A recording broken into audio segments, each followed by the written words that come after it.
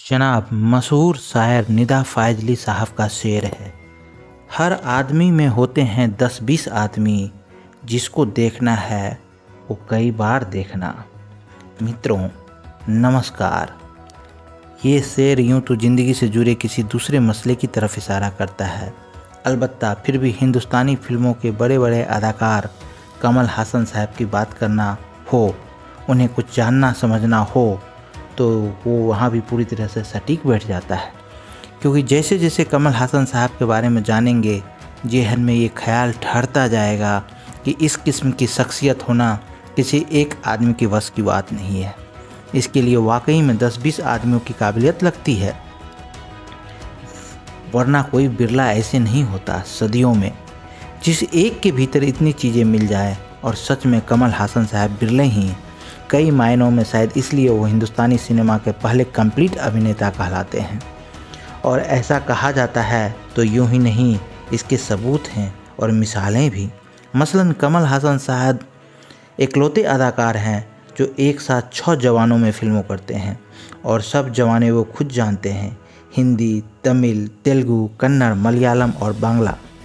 वे भरतनाट्यम, कुचिपुड़ी जैसे शुद्ध शास्त्रीय नृत्यों में भी पारंगत हैं।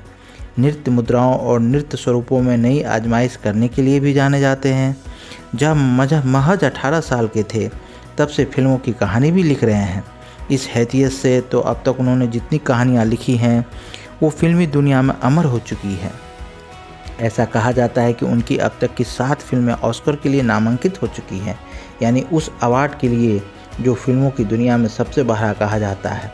और रही बात अदाकारी की, तो 1-2 नहीं 18 बार कमल हासन साहब को अदाकारी के लिए फिल्म फेयर अवार्ड मिल चुके हैं। अब उनकी फिल्में और उनमें किए गए तजर्बात की कुछ मिसालें देखिए। मसलन दशावतारम जो साल 2008 में आई, इसमें कमल हासन साहब 10 मुख्तलिफ किरदारों में नज़र आए। हिंदुस्तानी सिनेमा में ऐसा शायद पहला तजर्बा है जो कमल हासन साहब कर गुजरे। ऐसे कारनामों को अंग्रेजी जबान में out of the box achievement कहा जाता है, और कमल हासन साहब के खाते में ऐसे out of the box achievement की तो भरमार है। मसलन इनकी एक फिल्म है पुष्पक विमान जो 1987 में आई थी, कन्नड़ फिल्म है। चूँकि अबोली है तो बिना रदद और बदल के ये पुष्पक के नाम से पूरे हिंदुस्तान में देखी गई। इसे फिल्मी दुनिया की पहली रंगीन अबोली फिल्म कहा जाता है। गौर कीजिए, ये कारनामा बोलती फिल्मों के दौर में किया गया हो और हिंदी फिल्मों में इनकी अदाकारी देखनी हो तो सदमा देखिए जो सन 1983 में आई थी। इसके अलावा एक दूजे के लिए, सागर, चाची 420 जैसी तमाम फिल्में हैं जो कमल हासन साहब की सलाहियत अदाकारी के नमूने दिया करती है। और ये नमूना भी कोई आज का नहीं, पैदाइशी है। बताते हैं जब कमल हासन साहब महज 4 या 6 साल के थे, शायद तभी उन्हें उनकी फिल्म कलाथूर कन्नम्मा में अदाकारी के लिए राष्ट्रपति का गोल्ड मेडल मिल गया था। ये बात है कि 1960 की है। इस अदाकारी के साथ कोई नृत्य स्वरूपों में कमल हासन साहब की पकड़ देखना चाहे तो इसके लिए साल 2003 की फिल्म अम्बे शिवम है, जो साल 2001 की आलावंदन में भी इनके डांस का नमूना है, और हिंदी फिल्म एक दूजे के लिए में भी।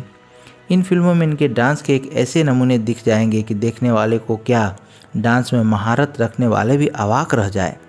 एक बार भी फिर इनकी लिखी कहानी को नमूने देखने हो तो वो भी हाजिर है भरपूर। साल 2000 की फिल्म है हे राम, कमल हासन साहब की लेखनी की एक आला मिसाल है। इसके अलावा वीरुमंदी, महानदी, विश्वरूपम और दशावतारम जैसी तमाम फिल्मों की कहानियाँ उनकी ही कलम से निकली है। पर बात यहीं पे नहीं ठहरती। कमल हासन साहब अपनी फिल्मों में नई नई तकनीकें इस्तेमाल करने के लिए भी जाने जाते हैं। मसलन सन 1996 में उनकी एक फिल्म आई इंडियन। इसमें कमल हासन साहब ने सेनापति नाम का किरदार निभाया है जो हिंदुस्तान की आज़ादी की लड़ाई में हिस्सा ले चुके हैं।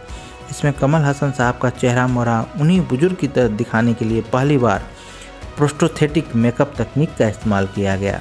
ऐसे ही आजकल जो डिजिटल फॉर्मेट की बात खूब होती है, ना उसका तजर्बा पहली बार फिल्मों में कमल हासन साहब ने किया था। ऐसा कहते हैं मुंबई एक्सप्रेस फिल्म में। उनकी 2 फिल्में वीरुमंदी और विश्वरूपम में साउंड तकनीक से जुड़े अलहदा तजर्बे किए गए हैं। उनकी फिल्म आलावंदन हॉलीवुड वालों को भी नया रास्ता दिखा जाती है। वो भी तकनीक के मामले में। ऐसा खुद हॉलीवुड के फिल्मकार क्वेंटिन टैरेंटिनो ने माना था। टैरेंटिनो ने सन 2003 में किल बिल के नाम से एक फिल्म बनाई थी। उनके मुताबिक उन्होंने तकनीक के मामले में इसके लिए आलावंदन से प्रेरणा ली थी। यही नहीं, 1987 की कमल हासन साहब की फिल्म नायकन की तो मशहूर मैगजीन टाइम ने दुनिया भर में अब तक बनी 100 आला दर्जे की फिल्मों में की फहरिस्त में शुमार किया था। मतलब फिल्मों की दुनिया में ऐसा शायद ही कोई ऐसा पहलू बचा होगा जहां कमल हासन साहब ने अपनी छाप न छोड़ी हो। शायद यही वजह है कि उन्हें सन 1994 में एक ही फिल्म के फीस के 1 करोड़ रुपए मिलने लगे थे। यानी उस दौर में जब शायद अमिताभ बच्चन को भी इतनी फीस न मिलती रही होगी, तब कमल हासन को इतनी बड़ी फीस मिलती थी। फिल्मों के बाद समाज सेवा की बात करें तो उसमें भी उनका नाम आगे है। मुख्तलिफ ख्याल होने के बावजूद कमल हासन साहब प्रधानमंत्री नरेंद्र मोदी के स्वच्छ भारत अभियान को बढ़ावा देते हैं। उनका एक जन कल्याण संगठन है। इसके जरिए वो मेडिकल की पढ़ाई के लिए ज़रूरतमंद बच्चों की माली मदद देते हैं। अब तक 10,000 से ज़्यादा लोगों के लिए नेत्रदान का बंदोबस्त कर चुके हैं। इतना ही नहीं, उन्होंने इंतकाल के बाद शरीर को मद्रास मेडिकल कॉलेज में दान देने की घोषणा भी कर रखी है। मतलब यहाँ भी उन्हें कंप्लीट कहा जा सकता है। मित्रों, आज के शख्सियत में बात की हमने कमल हासन की।